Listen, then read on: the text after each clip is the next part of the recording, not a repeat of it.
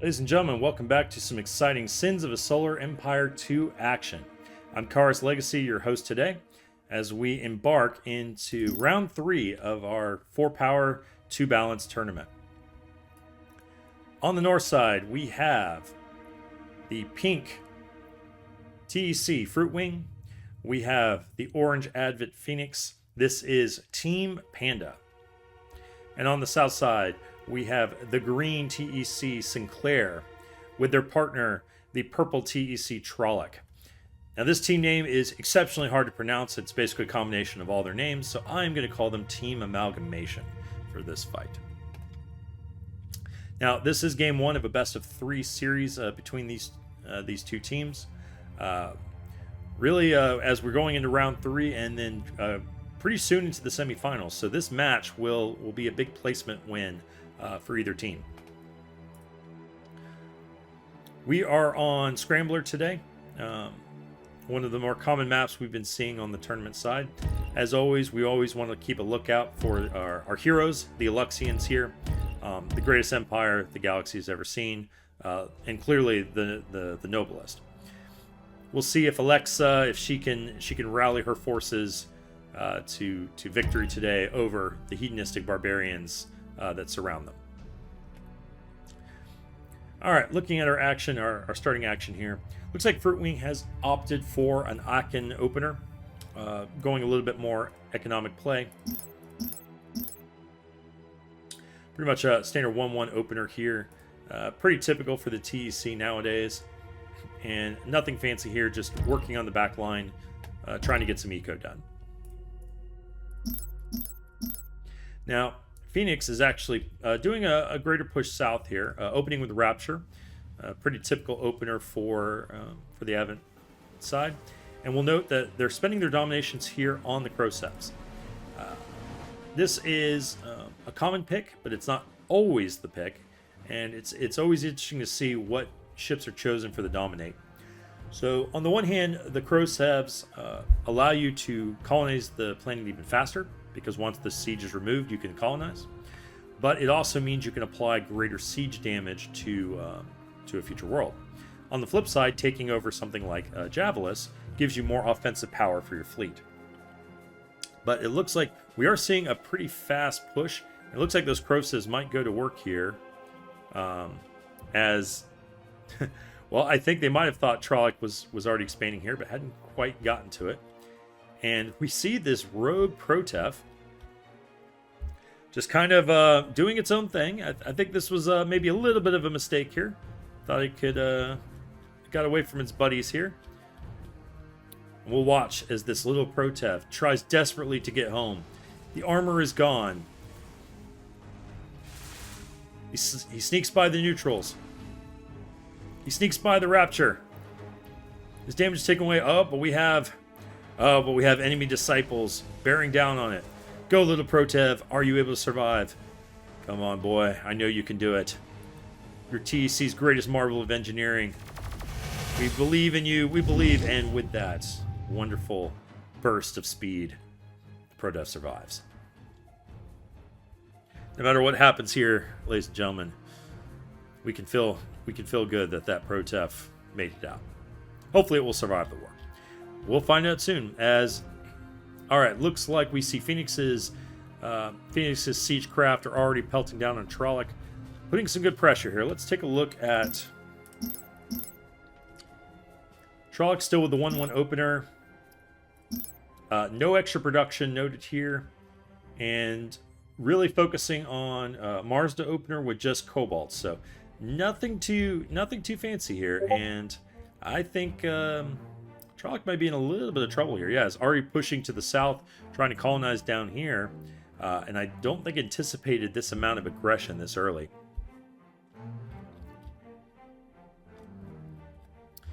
Taking a look back on the south side, Sinclair has been doing some real work down here. Has already expanded aggressively into the backyard and is now gathering forces, starting to push towards the north. Marsda opener for Sinclair as well. Looks like just mainly Cobalts, basic tech. And let's take a quick look at... Okay, no production pushes either. So this is just a gradual build up, nothing crazy. We're not seeing a huge subcap push or anything like that.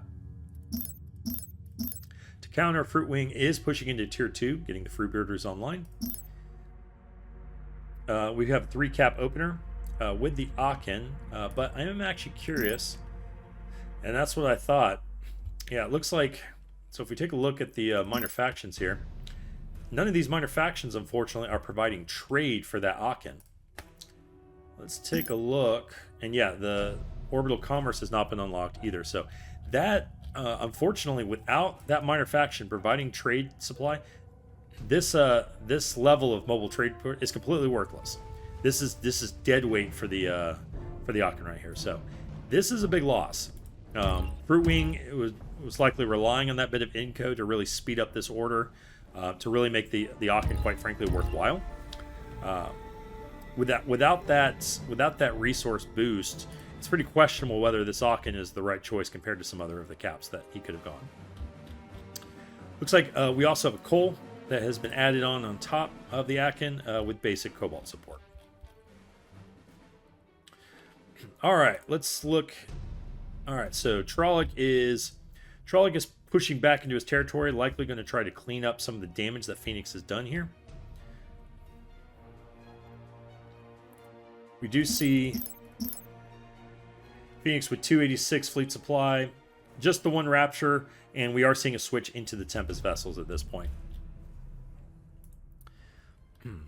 Okay, now this Marsda may be in some trouble here. It can do some decent damage against these Disciples and probably take out several of them, but it is going to be outmatched by this Rapture, and of course the Javel is doing extra damage here. We do see, and this is a good trick, make sure that you all team learn it if you're watching at home.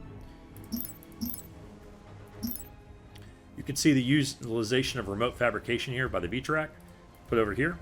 This allowed the Marsda to quickly build this armor patch, which is allowing it some sustainability in this fight. Without this Marsda would already have been in heavy hit point damage and quickly on its way to crippled. Now, regardless, the armor patch is amazing, but it is not a miracle worker, and this Marsda is going to have to get out of here.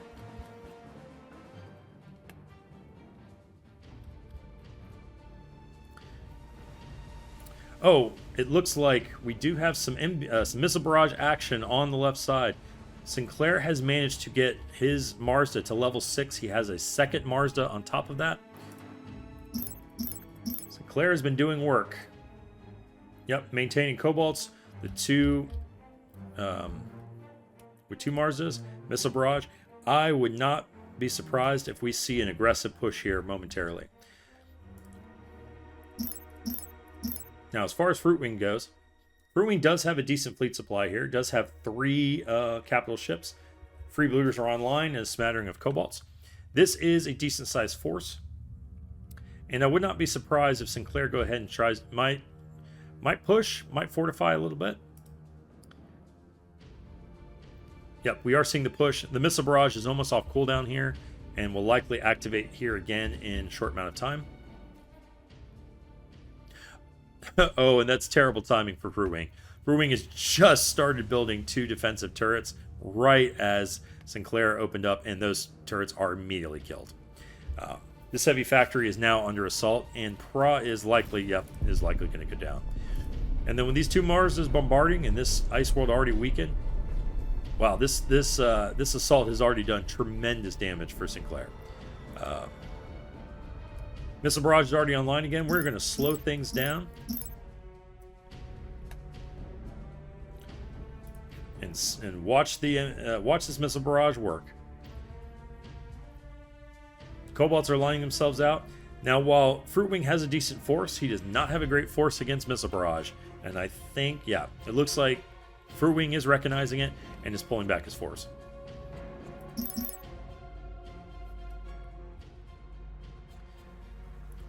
Now, the key question is he able to make it out before concussion charge activates? This Cole might be in some trouble. We'll see. He's trying to pull out. The concussion charge, it looks like it's offline, and, well, Cole is still trying to reposition itself. Oh, I think Sinclair... A little bit of a mistake, possibly, by Sinclair.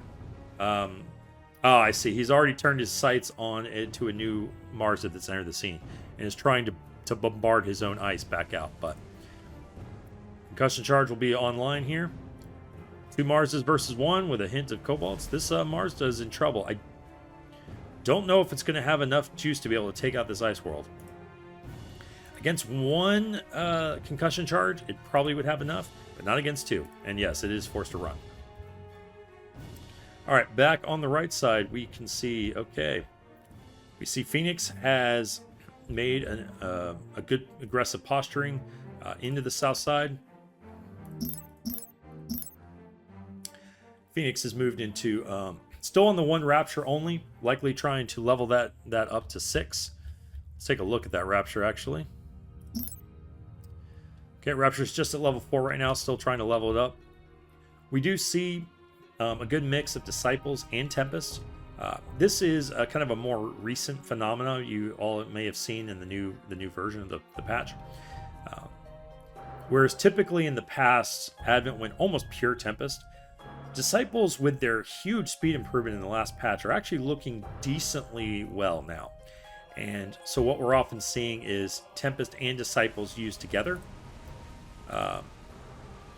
whenever resources allow for it. So you focus on Tempest, but then when your resources start getting a little tight, you can activate in the Disciples. All right, now 2 Marses are decent, but they are not enough against this kind of fleet, and Trolloc is going to be forced to pull back. All right, back on. All right, back on the left side, we do have Fruitwing is once again being forced to run. His fleet is, as nice as it looks, is just not a candidate against 3 Marses, especially one with Missile Barrage. They really just need to stay out of range of this thing, trying to dance around it, trying to buy some time. Let's take a look at the comp. Sinclair's almost at 500 with the 3 Marses. He's got his freebooters online, a smattering of Cobalts, and we are now seeing Oshinkos come online. We also have pushed into Tier 3 tech, and it looks like Pirate Bay will be on the way shortly thereafter. Fruitwing has only a mere 255 supply.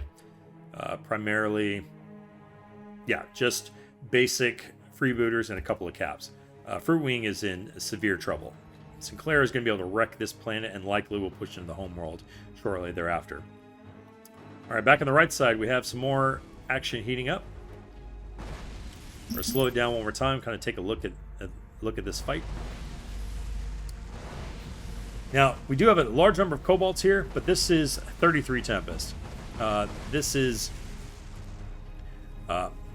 amount of Tempest is likely going to start blitzing through this Cobalt numbers. Now, especially with their micro here.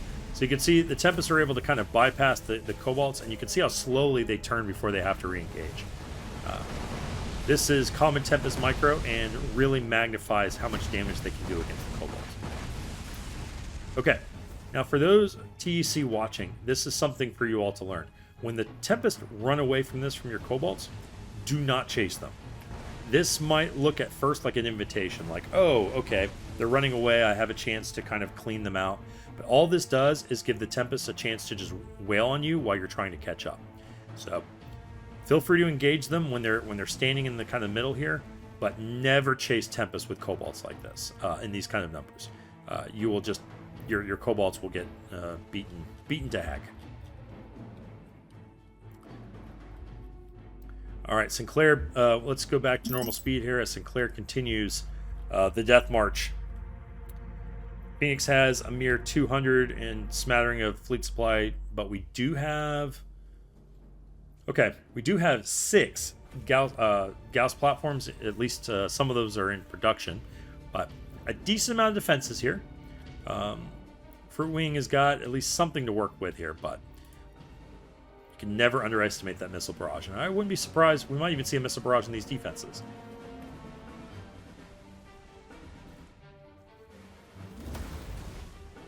So unfortunately, Fruitwing is out of position here, and this is giving Sinclair a good chance to start wrecking some of these defenses. Yeah, this is a big problem. You really wanted to engage in this area to allow his defenses to really take a chance to do work here, but this has given Sinclair a nice amount of time to kick these in, and there the missiles go flying. Missile Barrage is activated. Let's take a look at Fruitwing Supply. It's 387 as the Missile Barrage hits. Those kobolds are getting nailed. The rogues are starting to take damage as well. And there goes the fleet supply. 50 supply already dropped. The missiles continue. And yeah, about 60 supply lost in that missile barrage. Not the worst, actually. I actually expected some more of those rogues to go down, but still. Huge hit there. And now the Akin is being forced to run. Looking at Fruitwing's forces, yeah, Fruitwing has almost nothing here. He has some Pirate Corsairs here that can do some work, but not too much here. Okay, the Akin is now getting stunned by this Marsda. It's getting pulled away. This Akin's in trouble. It does have some Hashinko support, but the Marsda is chasing. The concussion charge is almost off cooldown. All right, there goes the concussion charge. It's hit, but it looks like only this Marsda has chased. That may be a little bit of a mistake there. Looks like Sinclair likely could have taken out that Akin with just even one more capital or a smattering of his kobolds could have finished that off. But at the end of the day, the Akin is now out of commission, and these 3 caps are just going to continue to do the work here on Fruitwing's forces. And all the while, the Missile Barrage cooldown continues to tick down. Let's take a look back on our right side. We can see Phoenix at 440 fleet supply with 50 Tempest, and now pushing into looks like Illuminators and Guardians. So a tech switch there for Phoenix. And looking at Trollocs forces, you can see why. Trollocs got the 2 Dreadnoughts and now a Cole, excuse me, but only a smattering of other subcaps. So looks like really relying on the capital ships to hold off this force. And the switch to Illuminators should be a good counter to those capital ships. All right, going back into the fray. The Missile Barrage is now back online, and there the missiles start flying again. Let's take a look. Fruitwing's at 320 fleet supply as the missiles go flying. Let's take some smack into his Corsairs and Rogues. No micro, no avoidance. It is pure pain here. And, yep, 30 supply lost. So, again, not the strongest missile barrages, but at the other end, there's not really that much to kill at this point. Now, we do have Fruitwing is fighting this force. He's got no tech. He is pumping out a steady stream of frigates here, trying to get some defenses up, but the defenses are getting taken out pretty much as quickly as they're coming online. And this Cole is now forced to retreat as well. The one thing Sinclair was missing from this fight earlier was his Hashinko. He's now got a good mix of those mixed in the fight, and that'll give him the sustain he needs to kind of push this through. Meanwhile, I believe... Oh, we do have Pirate Bases completed for Sinclair. Let's see if we have any of those bases online now. We do have the first one there. And yeah, we do have a couple of Pirate Bases as well. So Sinclair's fleet supply is going to swell here in the next little bit. All right, now note, we do have, the Rapture has hit the level 6. Malice it looks like it has already been used. So Phoenix has kind of the super weapon online here. And with this large Tempest force, really has the counter to Trollocs forces right now. Trollocs probably got enough sustain with his capitals to kind of hold position here. But these kobolds are effectively useless in this fight. And really all Phoenix needs to do is kind of continue to apply pressure, let that Malice cool down, just tick on back down, and buy time, because Sinclair is just going to work right now. Now, taking a look at the fleet supplies here. So Fruitwing has honestly managed to do pretty well in this fight. We do see, it looks like... Okay, one of the Dreadnoughts, yeah, the level 6 Dreadnought pulled off, was able to take out this planet, and Missile Barrage is going to come back off cooldown here. So it looks like wanted to save it a bit, let the cooldown reset, and here it comes.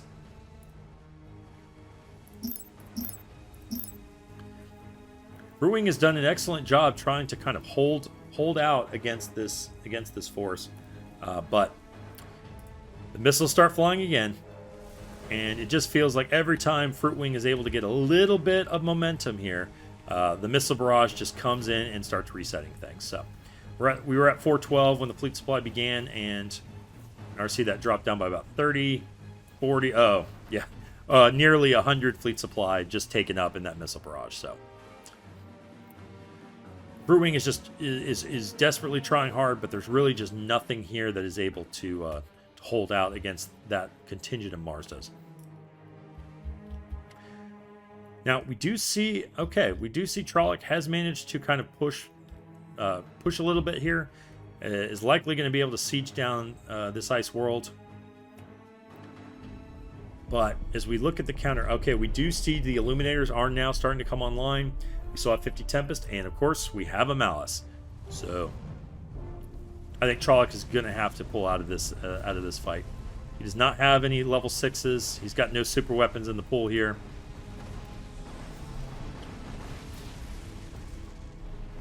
Now, the Tempests aren't going to do that much against the capital ships, and it does look like, they have. Yeah, we are seeing flak burst from the TC player. Now, Malice has been activated.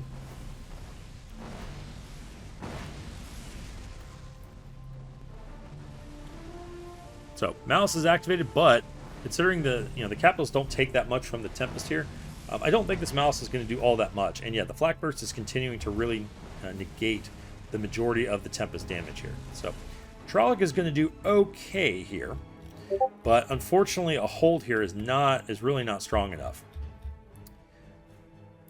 Okay, we do see Sinclair is engaging up on two sides here. Looks like Fruit Wing is in full retreat from his homeworld. The siege of Adachi has now begun, and with we have two level 4 Marsas, which means basically level 2 raised planet, if we ever see it unlock. That homeworld's going to go down in pretty short order. Okay, looks like we have a real fight on our hands here.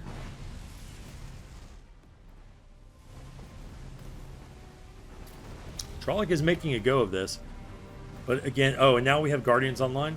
The Guardians are going to add a huge amount of tankiness to this fight. Trolloc, and now, yeah, we are starting to see the damage here. The Marza is starting to take real damage. The flak bursts have been doing an excellent job of negating a lot of the Tempest damage, but some of it is still getting through. And slowly and surely, Trolloc's forces are getting depleted here. Yeah, Trolloc just does not have enough to really counter what's being pushed here. Okay, now it does look like we do see Fruit Wing is actually making a push here.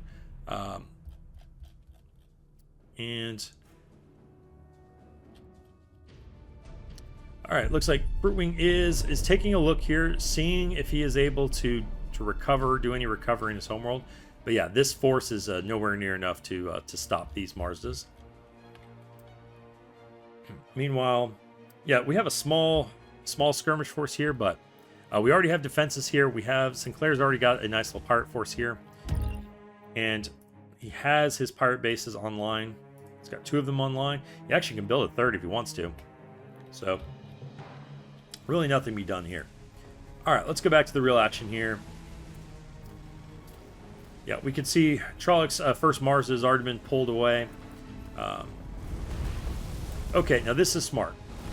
So what we're seeing from Phoenix now is with the flak bursts here, realistically, these Tempests can't do any damage to the caps. So what they're doing instead is they're targeting the Hishinkos. And for you Advent players out there, that is the right play in this case. Far too often, the Advent players are focusing the capital ships in this scenario with their Tempest. That's a mistake. The capital ships are just too tanky. They take reduced damage, then the flak burst, and then the Hishinko healing. You just are not going to do any real damage to the capitals in any amount of time. So instead, focus on the Hishinkos. Now that Trolloc has lost all of his Hishinkos, all of this damage is actually now starting to stick. And finally, these Tempests can do some real damage to these capital ships. So when you're in these small skirmish numbers like this, and your Tempest numbers aren't crazy, you're in the 50-ish range, this is the right play. So good work from Phoenix on that one. Alright, looks like Fruit Wing is continuing his desperate push further south, but there's no real strong siegecraft here. There are pirate bases available. I just don't see this doing any real lasting damage. Meanwhile, looks like Sinclair has successfully taken over Adachi.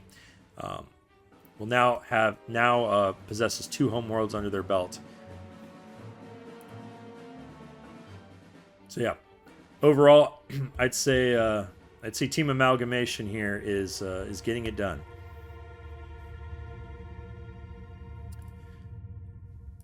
All right, let's take a quick look at our tech. It's been a while since we checked that. We have Fruit Wing is basically no tech at this point. Influence has pushed a bit into certain areas. Nothing special there to report. Sinclair is still on tier 3 and has actually moved into tier 2 civil tech. We are missing a couple of key. Yeah, we're still missing some key techs here. So still needs to backlog some techs to really get to that full TC power spike. Trolloc is also on tier 3. We do see pirate bases online. Still missing human indoctrine. Does have flag bursts, as we noted earlier. Has actually continued to grow the capital ships, now at 3 Marses, 2 Coals. Let's see, what is Phoenix going to do to counter that? Phoenix also continue to push in. Oh, and that's interesting. Oh, I think that was a bit of a mistake from Phoenix. Has just now picked up retargetable missiles. That is the tech that allows the Tempest, when they finish killing a ship, that the missiles will then redirect rather than just die out. Now, against capitals, it's not that big a deal, but with those Cobalt 2s fighting earlier in a bunch of these smaller vessels, yeah, that redirect is a big deal. And so a bit of a miss there. But Phoenix is also getting level 2 Harmony. Fleet supply continues to grow at this point. The Tempest and the Illuminators. We do have still just a small amount of Illuminators, nothing critical. It is enough to start doing some real damage here. This Mars is pulling back. Now, the Tempests are only doing okay damage. There is no Hishinko support here. And as the Illuminators are pressing in, yeah, I think this Mazda is toast. If there was a Hishinko here kind of helping it heal, it might have a chance. Yeah, I think it could tank the Tempest here, but it's not going to be able to take the Illuminators. And as the Illuminators now catch up, they begin blasting, and good night, Mazda. Meanwhile, on the right side, we do see, it looks like Sinclair is just really in cleanup mode at this point. Checking Fruit Wing. Yeah, Fruit Wing's just at 250 something supply, no tech. And actually checking, it looks like Fruit Wing may have just gotten pulled out. Yes, Fruit Wing has officially lost all of his planets. He is out of the game. This is now a 2v1 scenario. And while Trolloc is while Phoenix is doing okay here, does have a Malice, does have a decent force. This is not a kind of force that is going to beat 2v1. If we had 2 Raptures, maybe 2 Raptures with with Malice, maybe we could talk some miracles. But I think we're going to go ahead and speed this up because I would expect to see a GG here anytime soon. Yeah, this is really just, Trolloc is now in full retreat. Yeah, there's no way he's going to be able to hold against this force. Sinclair's taking full control and is pushing into the north side now.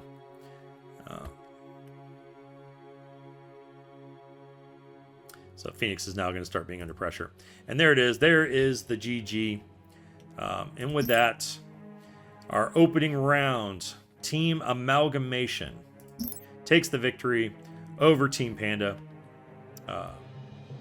So an excellent first game, but it is still a best of 3, and so we have a lot more Sins 2 action to come up.